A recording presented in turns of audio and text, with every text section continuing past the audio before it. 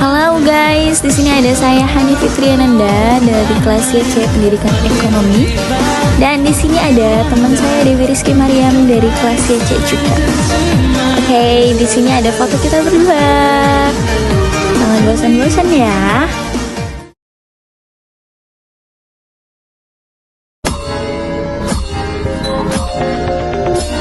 Oke guys, di sini kita akan menjelaskan materi tentang yaitu ada faktor-faktor yang mempengaruhi makhluk hidup, manfaat dan nilai keragaman makhluk hidup, mengidentifikasi pengaruh kegiatan manusia terhadap keragaman makhluk hidup.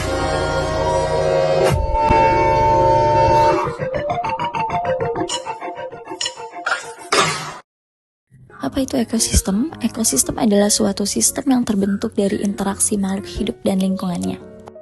Faktor-faktor yang mempengaruhi kehidupan makhluk hidup. Ada beberapa faktor yang mempengaruhi kehidupan makhluk hidup dan interaksinya di suatu ekosistem, yaitu 1. Faktor klimatik. Faktor klimatik adalah faktor-faktor abiotik dalam suatu ekosistem yang berkaitan dengan kondisi cuaca dan iklim. Faktor klimatik meliputi faktor-faktor berupa suhu, sinar matahari, kelembapan matahari, angin, hujan, dan sebagainya. Yang kedua ada faktor edafik. Faktor edafik adalah faktor-faktor yang berkaitan dengan kondisi tanah yang ada di suatu wilayah. Secara langsung maupun tidak langsung, faktor ini memberikan dampak pada kehidupan makhluk hidup. Apabila kondisi tanah tidak cukup subur, tumbuhan tidak dapat hidup di wilayah tersebut yang kemudian menyebabkan hewan yang ada di sekitar sulit untuk melangsungkan kehidupannya. Yang ketiga ada faktor fisiografi. Faktor fisiografi adalah faktor-faktor berupa kondisi fisik permukaan bumi dan juga relief. Contohnya, dalam ketinggian tertentu, makhluk hidup sulit melangsungkan kehidupan karena faktor fisiografi yang curam. Dan yang terakhir ada faktor biotik. Faktor-faktor yang ada di dalam makhluk hidup menjadi salah satu faktor yang mempengaruhi makhluk hidup itu sendiri. Faktor-faktor tersebut disebut dengan faktor biotik. Manusia merupakan faktor biotik yang paling banyak mempengaruhi kehidupan makhluk hidup lainnya. Selain itu, yang tergolong faktor biotik adalah tumbuhan dan hewan. Berikut kami sajikan video pembelajaran tentang ekosistem. Pernahkah kamu mengunjungi sebuah hutan untuk berwisata? Apa yang kamu lihat di sana? Kamu mungkin akan melihat barisan pepohonan yang lebat, pohon yang tumbuh merambat, rumput atau semak belukar. Ada juga hewan yang berjalan di darat dan udara seperti burung, serangga, dan masih banyak yang lainnya. Bukan hanya itu, di hutan juga pasti ada tanah, udara, air, dan cahaya matahari. Semua itu adalah bagian dari ekosistem hutan. Apa sih ekosistem itu? Ekosistem adalah kumpulan makhluk hidup atau biotik dan benda-benda tak hidup atau abiotik yang saling berinteraksi dan bergantung satu sama lain. Komponen biotik adalah manusia, hewan, tumbuhan, dan berbagai mikroorganisme yang tidak terlihat. Sedangkan komponen abiotik adalah cahaya matahari, air, udara, bebatuan, dan tanah. Komponen biotik tersusun dari individu, populasi, dan komunitas. Individu adalah makhluk hidup tunggal, misalnya seekor ikan. Populasi adalah kumpulan individu yang sejenis, misalnya populasi ikan. Komunitas adalah kumpulan populasi yang hidup di suatu tempat, misalnya dalam suatu kolam terdapat populasi ikan, populasi teratai, dan populasi ganggang. Dua jenis makhluk hidup di dalam ekosistem dapat saling berinteraksi satu sama lain. Kompetisi adalah persaingan dua makhluk hidup, contohnya persaingan singa dan hyena untuk memperebutkan makanan. Predasi adalah interaksi di mana salah satu makhluk hidup memakan makhluk hidup yang lainnya, contohnya singa yang memakan zebra.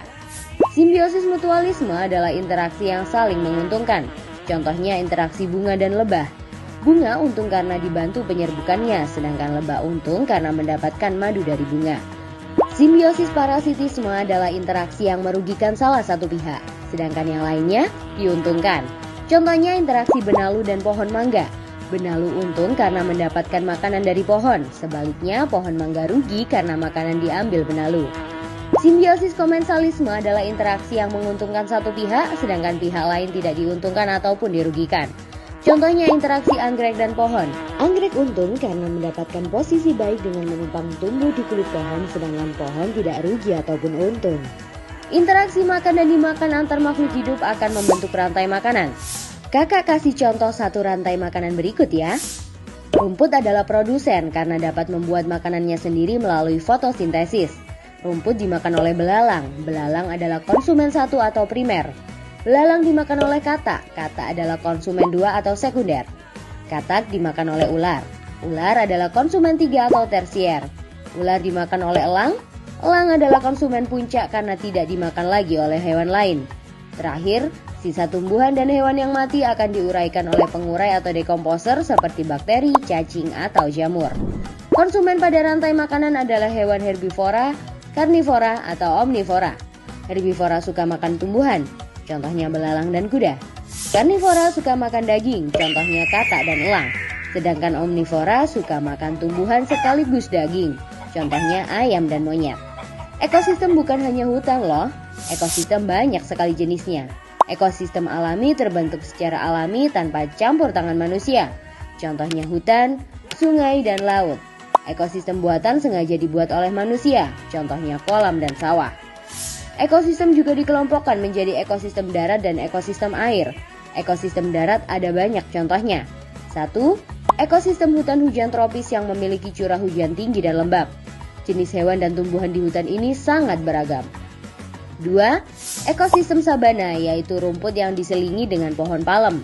3. Ekosistem padang rumput, yaitu area rumput yang luas dan diselingi dengan semak.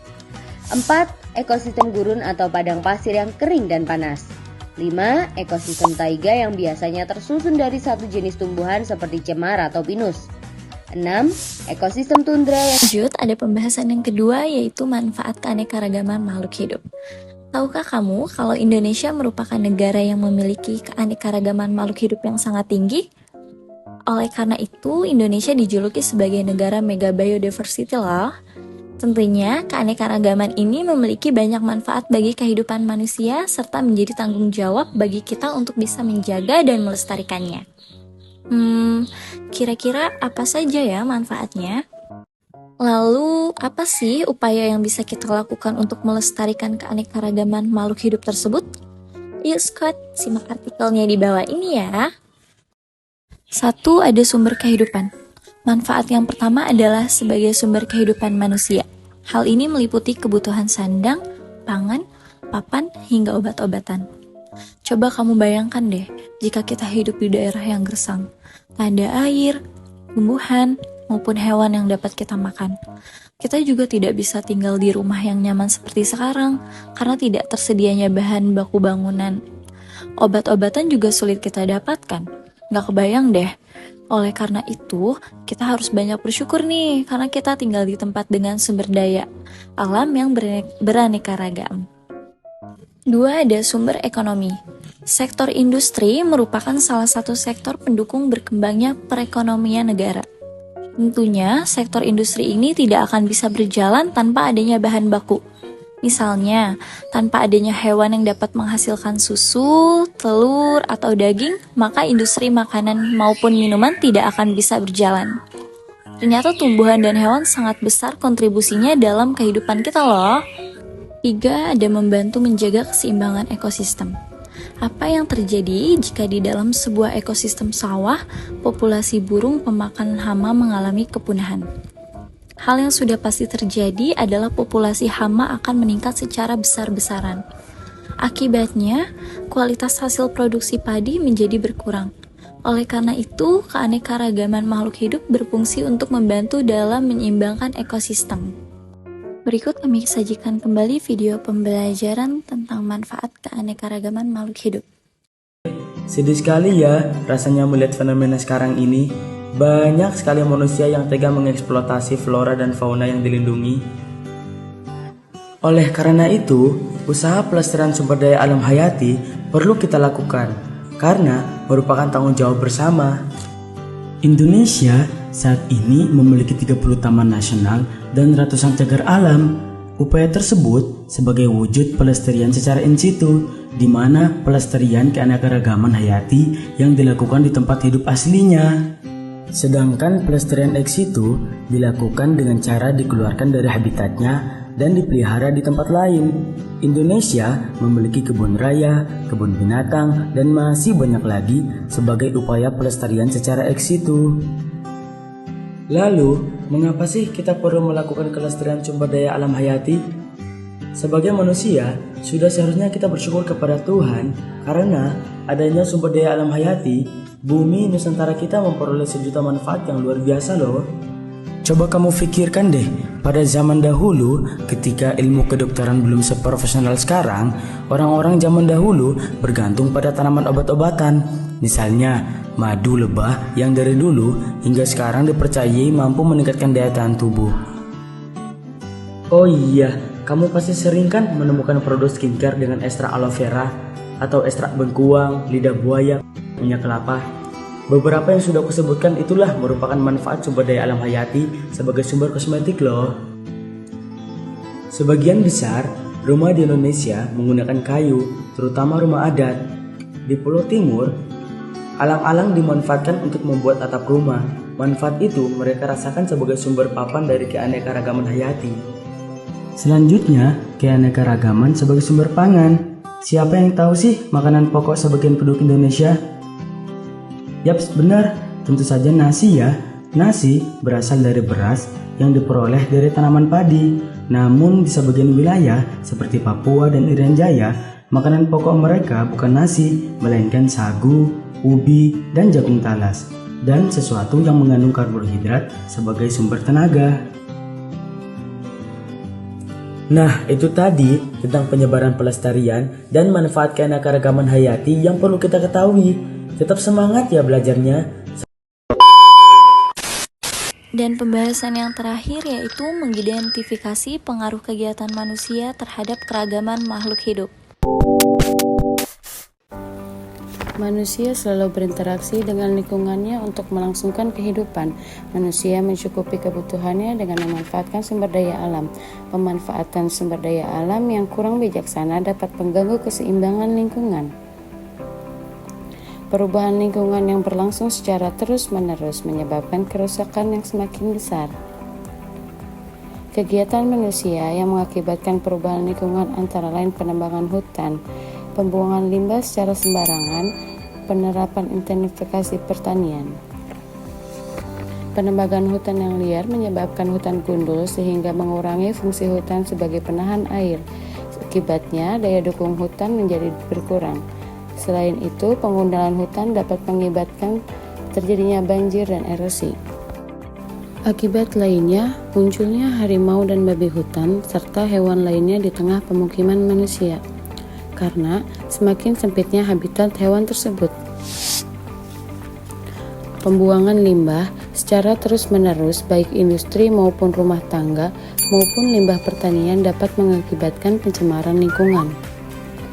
Limbah industri yang dibuang tanpa dinetralkan terlebih dahulu dapat menyebabkan kematian pada beberapa jenis makhluk hidup, karena limbah industri mengandung bahan kimia berbahaya yang mengakibatkan kerusakan lingkungan.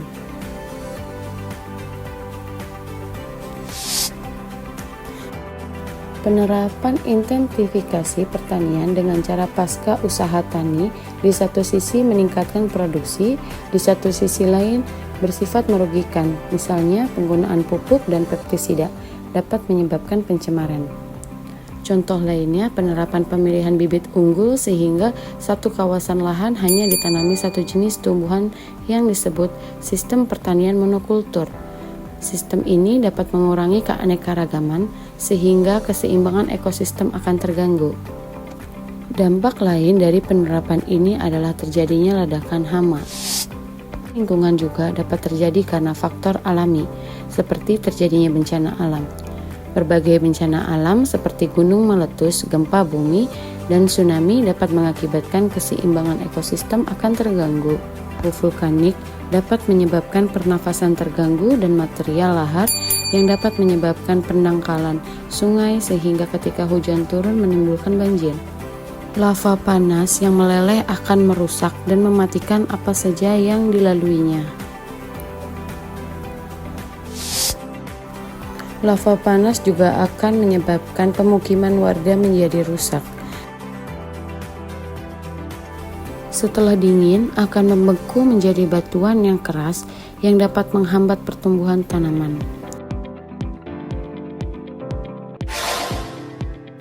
Begitu juga dengan gempa bumi dan tsunami akan menyebabkan kerusakan ekosistem yang sebelumnya telah dibentuk.